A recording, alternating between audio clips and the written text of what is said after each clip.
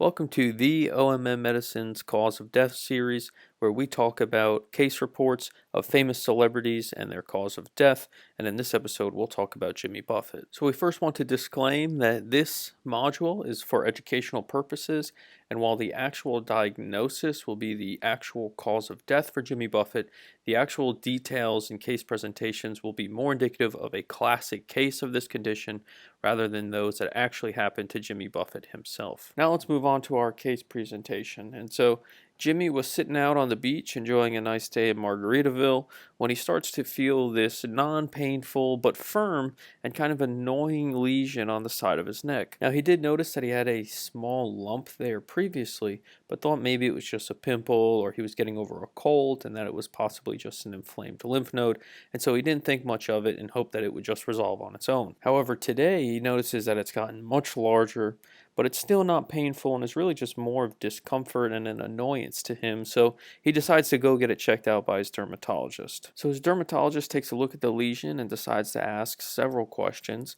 to which Jimmy expresses that it's a non-painful lesion, it's not causing any dysphagia or any hoarseness, he doesn't have any other lesions anywhere else that he's noticed, and he probably wouldn't have even noticed this lesion had he not touched his neck and had it not grown so much. And ultimately, his dermatologist goes on to describe it as a shiny, blue-red nodule that's non-tender and without ulceration. So even though we only have a very limited history and physical, you should pause the video here and write out a broad differential diagnosis for the possible causes of this skin lesion, and then you should rank them from most likely to least likely, and then how you can differentiate between each of these different causes, as well as some of the other questions you may want to ask. Now, I've put together a very small differential diagnosis for us to discuss here, and so at the top of our list is always going to be skin malignancy because that's the most concerning.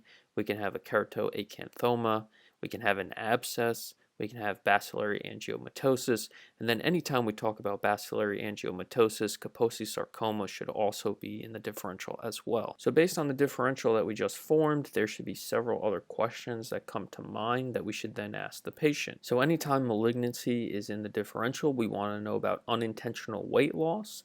We should ask the patient if they have any risk factors for being immunocompromised, so sexual history and any possible risk factors for HIV should be included in our questionnaire. We've already asked if the lesion is painful, but we would want to confirm this because it can really sway whether some of the items on our differential are much more likely or much less likely, such as an abscess, for example.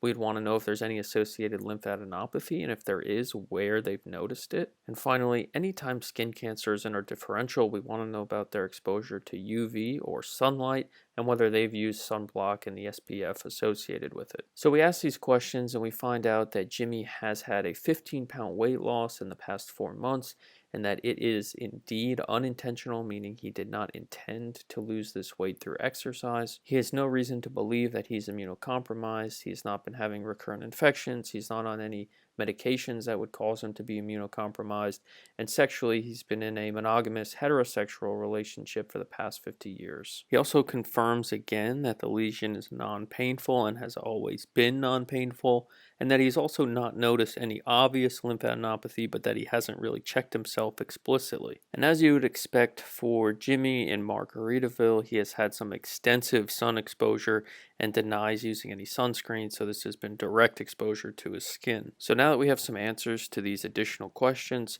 let's go back to our original differential diagnosis and see what we can determine is more likely or less likely the cause of the skin lesion. So looking back at our differential, we have keratoacanthomas, which remember typically have that black necrotic center, which our lesion does not have.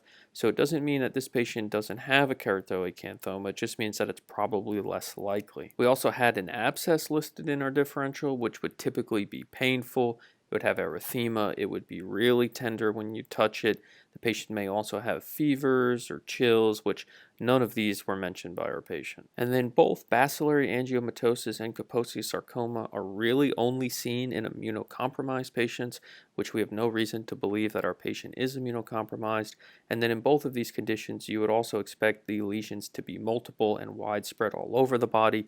In our patient, we only have one lesion that has rapidly grown. So the most likely diagnosis at this point in time is probably skin cancer, given the fact that we have an elderly male with significant sun exposure without sunblock use and associated unintentional weight loss. So our dermatologist uses dermoscopy to take a closer look at Jimmy's neck lesion, but doesn't see any true definitive findings that would sway our differential one way or another, and decides to order a biopsy of the lesion to get a definitive diagnosis. So a biopsy of the lesion is taken, and our pathologist reports seeing uniform blue cells with basophilic nuclei, dispersed chromatin, and minimal cytoplasm, all of these findings which are consistent with Merkel cell carcinoma, so an official diagnosis of Merkel cell carcinoma is made. So now that we have officially gotten a diagnosis for Jimmy, let's talk a little bit about what Merkel cell carcinoma is, as well as its diagnosis and its management. So Merkel cell carcinoma is a form of skin cancer that's relatively rare when we compare it to other forms of skin cancer like basal cell carcinoma or melanoma,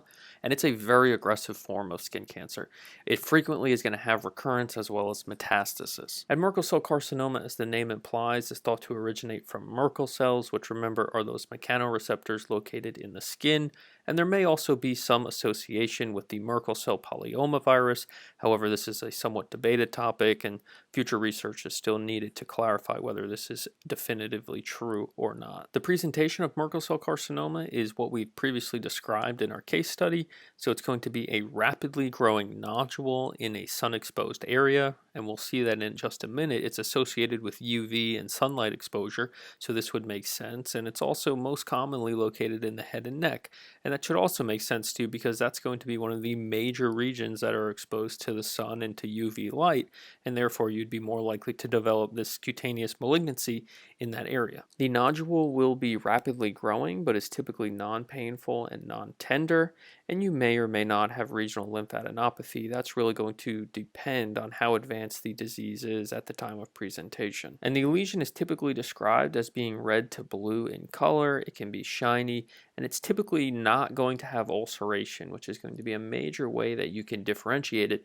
from some of the other skin conditions, such as the keratoacanthoma, which we previously mentioned. When we talk about the risk factors for the development of Merkel cell carcinoma, they can be easily remembered if we just remember who Jimmy Buffett was and what he looked like. So Jimmy Buffett was a Caucasian male who found out that he had Merkel cell carcinoma at an older age. And so Merkel cell carcinoma is going to be more common in patients with a lighter skin color, such as Caucasians, in older individuals, typically older than age 70, and it's going to be more common in males. And perhaps the most important risk factor for the development of Merkel cell carcinoma is the amount of UV light or sun exposure that you have. And so Jimmy Buffett was known for being this beach-going, fun-loving guy who would spend a lot of time in Margaritaville outside on the beach. And so he had a lot of sun exposure. And so this is going to be one of the major risk factors for the development of Merkel cell carcinoma. And two other risk factors for Merkel cell carcinoma development that are not directly related to Jimmy Buffett are going to be the presence of immunosuppression, whether that be from drugs or from a condition, and then the history of other malignancies, typically going to be blood cancers such as leukemia and lymphoma. Now let's talk about the actual approach to the diagnosis of Merkel cell carcinoma. And as we previously saw, dermoscopy can be used. However, there are no specific findings that would lead us to definitively say a patient has Merkel cell carcinoma when we use dermoscopy, and therefore it may be used in the initial stages. However, it's not going to be diagnostic. Now, the major way that Merkel cell carcinoma is going to be definitively diagnosed is through a combination of immunohistochemistry and then histopathologically when we get a biopsy and look at the lesion under a microscope. Now, when we use immunohistochemistry in the diagnosis of Merkel cell carcinoma, there's one marker that is both highly sensitive and specific for this condition, and that's going to be CK20. So if we have a positive stain for CK20, then there is a very high likelihood that the diagnosis is Merkel cell carcinoma. And I also wanted to mention that there is no one single chromosomal abnormality or change that we may be able to see on a karyotype, for example, that would lead us to the diagnosis of Merkel cell carcinoma. The diagnosis is largely going to be from biopsy analysis and immunohistochemistry. Now let's talk about the actual management of Merkel cell carcinoma. And as we previously mentioned, this is a very aggressive malignancy with a high rate of recurrence and a high rate of metastasis. So at the time of diagnosis of Merkel cell carcinoma, we need to either get a PET scan or a pan-CT, meaning a CT scan of the head, chest, and abdomen and pelvis. Remember that the Merkel cell polyomavirus is believed by many to be a trigger for this malignancy, so an antibody titer against this virus should be checked within 3 months of the original diagnosis as well. In terms of management of the actual nodule, a wide local excision is recommended, and then adjuvant radiation therapy may also be used depending on the stage of the cancer. As we previously mentioned, Merkel cell carcinoma has a very high rate of recurrence, and therefore follow-up appointments will be needed about every 6 months. And finally, Merkel cell carcinoma has a very poor prognosis. If you have the lowest stage disease, meaning it's only local and does not have any lymph node or metastatic involvement, then you still only have about a 50 to 55% 5-year survival rate. And that brings us to the end of this cause of death review on Jimmy Buffett and Merkel cell carcinoma.